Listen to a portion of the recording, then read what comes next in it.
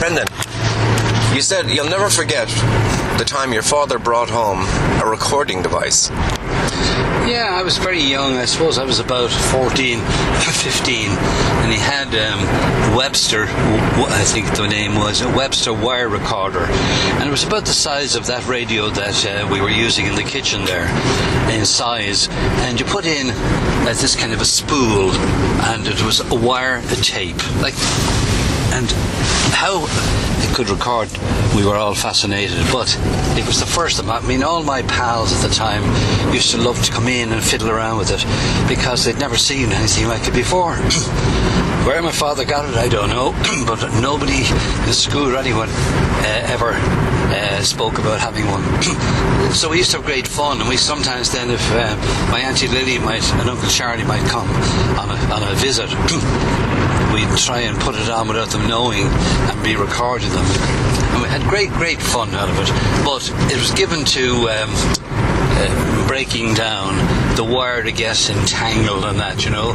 And but it gave us great pleasure. It really did. Hearing your voice. That was the first time, I think, that I ever heard my voice. And as I said, we got great fun out of it. But I'd say at the most we got maybe about 3 years out of it, and after that it was kind of bunched. Yeah, that's happy memories of that. But it was a long time after that then that they came along with tape recorders. A long time after. So how long would it record for? The wire would run for maybe about half an hour. That was about the maximum. So it recorded onto a wire, and the wire. An actual wire, yeah. And it was called a wire recorder. So what would it do? The wire would wind around it? It'd go around like a spool of thread. Yeah. You know. So it was kind of like a tape on a wire. Exactly. Yeah. Exactly. And then the speaker it played back through, what was that?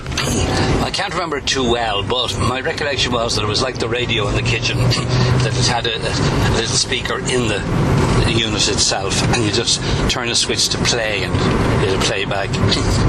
But that was all it did. It just recorded. There wasn't a radio or anything as well. It was simply a recorder. So that would have been about what year? Oh, well, I'm giving away my age now. But it would have been about the 40s, you know, about. Yeah. But, yeah, it was definitely after the war. So, do you remember when your father got the first gramophone, or did you have one already? I do remember him getting what we called at that time a radiogram. And it was a big thing. It stood about 3 feet, 3.5 feet tall by about 1.5 foot, 2 feet wide. And there was a great big wooden, like a wooden press. And you could put your records on the top, and in the front there was a radio. Now there was simply the old wax records. There was nothing else at the time. But we definitely had one of those, and then we noticed we weren't the first with those. Everybody had those, but they were called radiograms. So it was gramophone and radio, hence. And you had to wind it up. No. It was electricity. No, it was electricity, yeah. Come on now, come on. I said the Second World War, not the First. And what sort of music did your father, well, that was all 78s. You must hear this now, you must hear this. I can remember I was mad about Bing Crosby compared to Conor. Not so much Frank Sinatra, though. He came around that time, all right. And I felt I had to be loyal to Bing, who was there before him. Do you follow me? Right. But my father would listen, and he'd say, "No, that's a pleasant song. It might be Going My Way or something Bing sing, you know." No, I'd say that's a pleasant song, but you want like John McCormack is real music, you say, you know, or a Geely. And Bing Crosby was kind of this new stuff? Yeah, it was kind of new stuff to him. This was a new kid on the block. Bing Crosby. You know. Oh, see, can I overtake here? But, yeah, and he'd be always saying about we don't appreciate our own. John McCormack. What an absolutely wonderful voice. And we had records of John McCormack.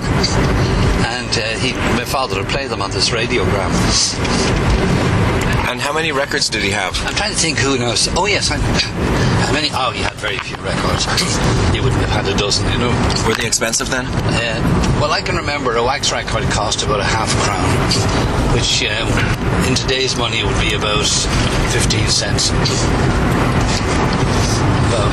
But in value, like for in value, it'd be like the same as in pint of milk, or today it'd be like exactly. That's exact. Crown then would have bought you a pound of butter and milk and a bit of bread, you know.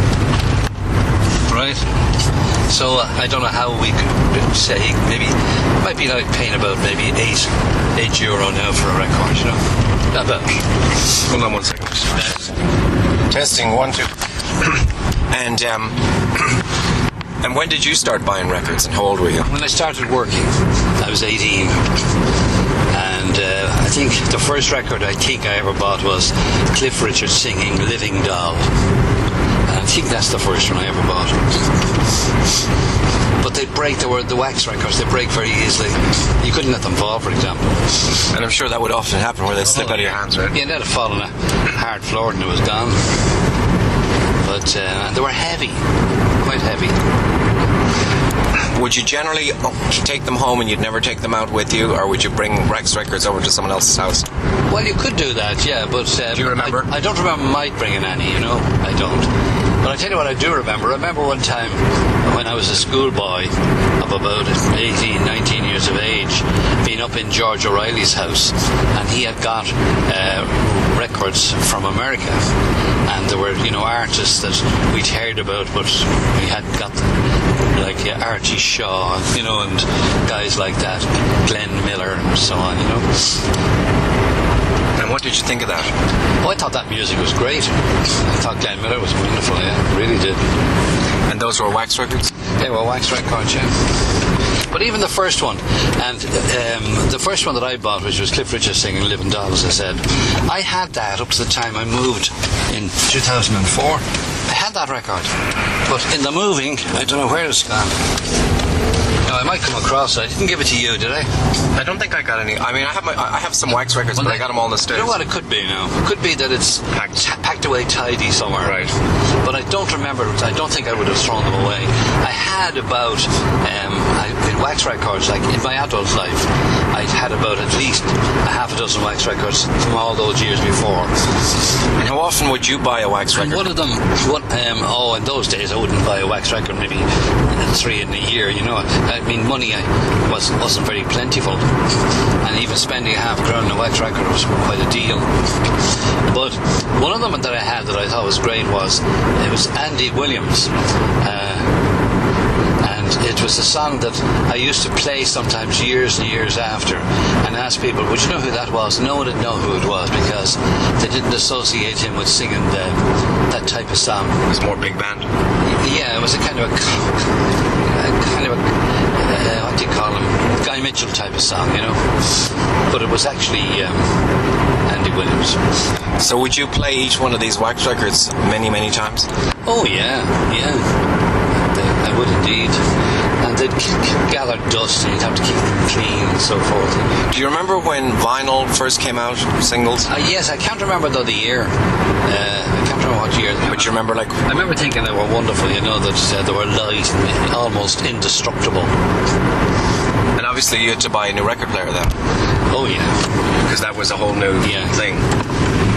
Or did the same one that played the 78s didn't play them, did it? Well, at first you had a player. When the vinyl ones came in, they were making players then to enable you to play the old wax and the new vinyl.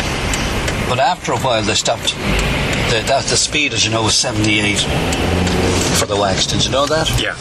So they stopped doing that. And what's comical now is you'll see sometimes in a magazine section in the Irish Times where there's an offer on, you can get one of these players that plays old 78s. And they also advertise at times they have a gadget you can buy. Now it's quite pricey, be over 200, and you can transfer your vinyls onto CD, things like that. Right. And you remember when LPs first came out? LPs. I remember them coming out, but I can't remember the year. Right. But it wasn't. It was after the singles had been out for a while. Oh yeah. Yeah. So, when did you start DJing? Approximately what year, and how did it come about? I see now. It was around the time of the Beatles, and they were around the year. Oh, so it was early 60s, not late 50s. Yeah. Okay. Well, it could have been, but I mean the Beatles. I mean, I remember playing the Beatles, and that. So yeah, I'd say I did the DJing from about 1958, about 1958. But the Beatles didn't come out till after that, but you were doing it before. I was doing it, yeah. And can you remember the first place and time you DJ'd? I can, but I don't remember the actual experience of doing it. But I remember doing it. It was in a tennis club in Renla, and it was a very, very top-class tennis club. Very nice people used to play tennis there. But when they'd have dances, in order to take in as much money as they possibly could, they allowed non-members into the dances. And I remember what the price in was. It was half a crown in to the dance. Here I need to watch. Before I go any further, will I drop you and then go park? Let's go park and we'll walk in. Will we? Yeah. Okay. So anyway, when you would do these, what was the setup? You didn't have a mixer, right? You had what? Oh, no. I simply had a player, and it was connected to an amplifier, and there was a microphone, and there were speakers around the hall, right? Right. And I would literally have to put the needle down at the start of the particular piece. I'm just watching now where I'm going here.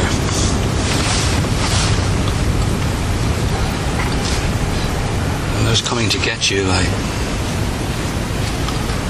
parking is this way, Looks different.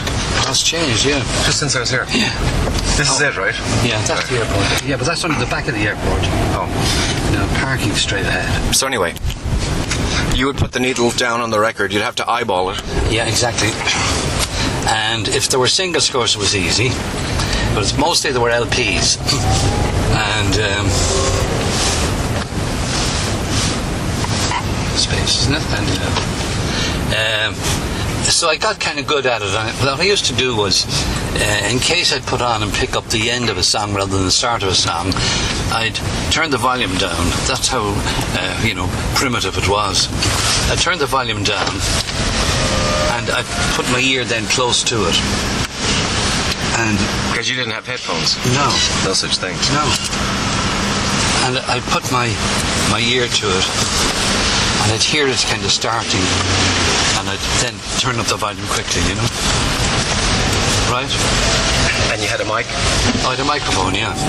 And the microphone was great. I mean, the youngsters used to, when they say youngster, but about 17, 18, about that age mostly, and they come up to me with a bit of paper. Please play I Believe by Jim Reeves for my boyfriend Paul, this kind of thing.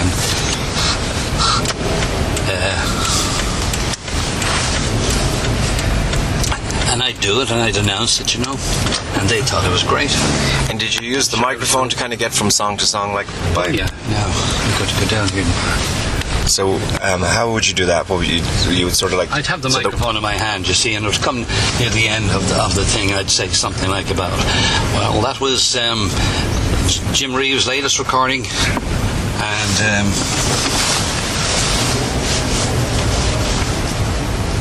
coming up next, we have a new group called what was this, something 5? What do they call themselves? Dave Clark 5. Yes, that was it. I should have parked one of the bigger spaces I saw, shouldn't I? Could I go in there? Yeah. Well, there's all parking out there. Yeah. How's that? Good. For a quick getaway later. How's that? Very good. Now,